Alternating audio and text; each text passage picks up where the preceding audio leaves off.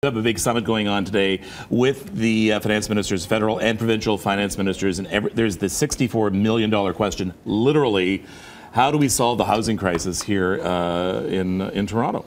Well, I think, first of all, Kevin, if people are looking for a solution, that just says prices are suddenly going to drop by 20%, it's not likely to happen. And I'm not sure people want that to happen because it could trigger a lot of other things that Premier Wynne referred to last week as unintended consequences. But the bottom line is that I think everybody agrees when you see all these experts, and we've all seen our own groups of experts and many of the same people, there is speculation going on in our housing market, and that's not healthy. It distorts the marketplace. And so there's a limited range of options. I, for one, talk a lot about wanting to get going now on building new affordable rental accommodation, because if you don't start now, it won't be available in 2 or 3 years. But also, we're taking a look at a vacant property tax, and we sure think there's a need for more information, because right now, we have no real records of whether people from outside the country are buying real estate in Toronto. There's a lot of talk about that.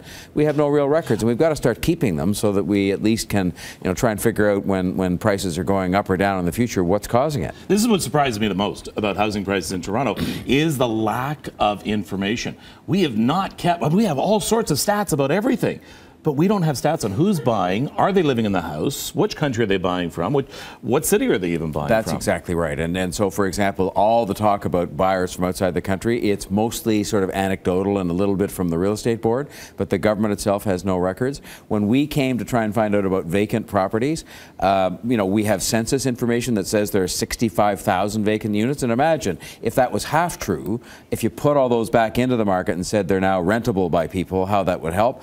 But we don't know. And when we go to ask about hydro bills and water bills, because that's the best indication, obviously, if you haven't had a drop of water or a kilowatt of electricity in 6 months, it's probably empty. There's privacy issues, and there's this reason and that reason why it's not easy to find this kind of stuff out. So we've got to get around that and get more information on what's going on in housing. Take a look at this stat from the Canadian Real Estate Association. This is out of Vancouver, where they have had the foreign buyers tax. Again, there's no real indication that we've got problems with foreign buyers here in Toronto. But in January, the price in Vancouver for an average house went from $1.03 million down to $878,000 for this January. That's a drop of almost 20%. Is that something that is doable here? And again, we say we don't know. We're meeting today to talk about that, because I think the one thing that Mr. Morneau, when he called the meeting, believes that's important is that we sit together, there are no surprises, that we do things that are responsible and effective.